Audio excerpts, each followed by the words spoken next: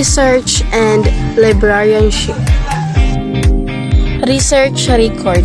According to Helway, research is a method of study by which, through the careful and exhaustive investigation of all the ascertainable evidence bearing upon a definable problem, we reach a solution to that problem. So, this statement shows that a research is also the way in bringing or finding a solution to that possible problem through a careful method of analyzing and interpreting a data.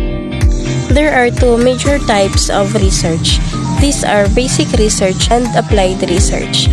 Basic research is a type of research that aims of improving a better understanding and is gathering new knowledge and how the knowledge be applied to that certain phenomena. While applied research is a type of research that uses some analysis to solve specific problems in concrete situations. So, there are also methods to apply to solve problems from applied research. Research is also divided into two parts. First is the quantitative research. It is a process of collecting numerical data as well as analyzing the cause-effect relationships between the variables that is being studied. While qualitative research is a process of collecting and analyzing non-numerical data to understand concepts and could indicate opinions, experiences, or problems. Types of previous library research.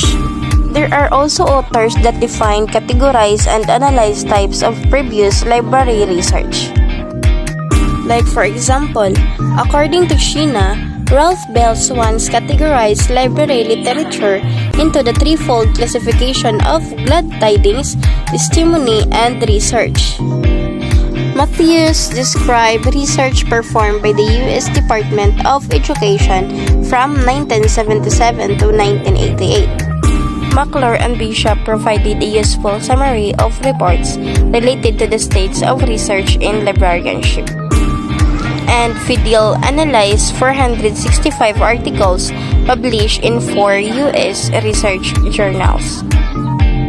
Another author, Goldhor, categorized library literature regarding research, and these include a relatively small body of published research as defined in the narrow sense. Second, a larger amount of published and unpublished services studies or applied research. Third is an even larger number of reports or descriptions of specific situations, simply opinions. And lastly, the original data. Limitations of previous library research.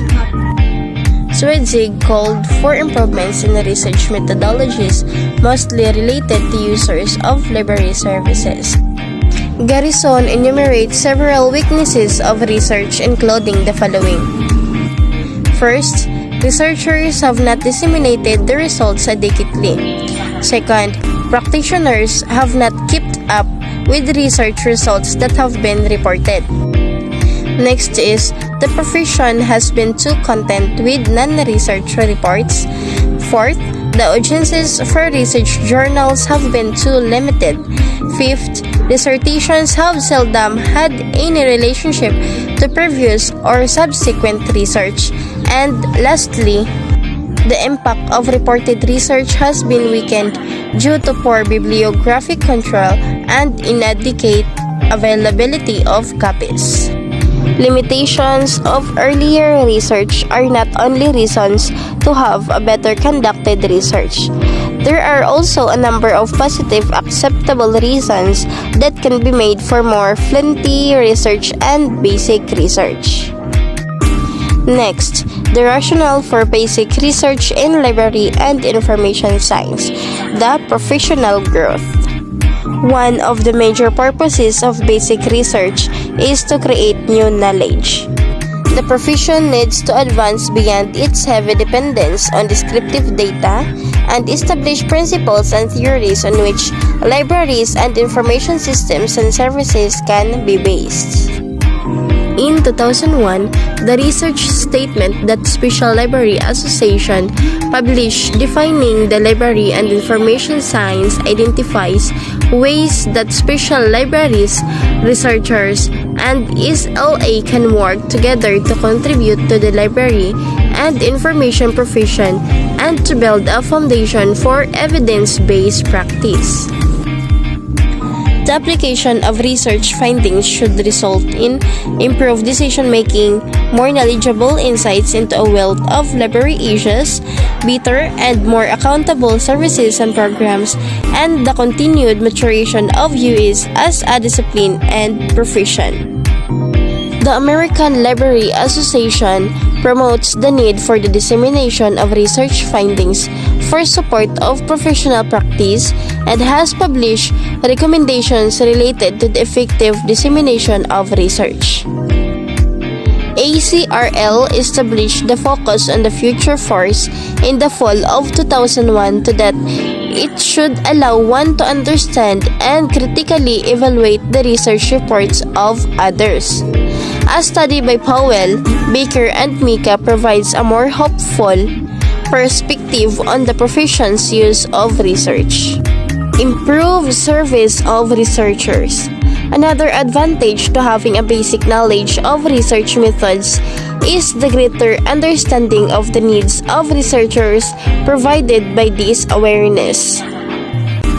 Possibly, most important among the benefits one could expect to realize from a study of research method is the ability to conduct research. A library's involvement in research can even improve staff morale and enhance the library's status in its community. According to Boscia, past weaknesses of library-related research can at least partially be explained by the fact that the researcher in the librarianship is still relatively young. Not only education provides the basic skills needed for conducting research, but it can help to shape attitudes and supply motivations. Logically, the major responsibility for imparting research skills to librarians must belong to the U.S. education programs.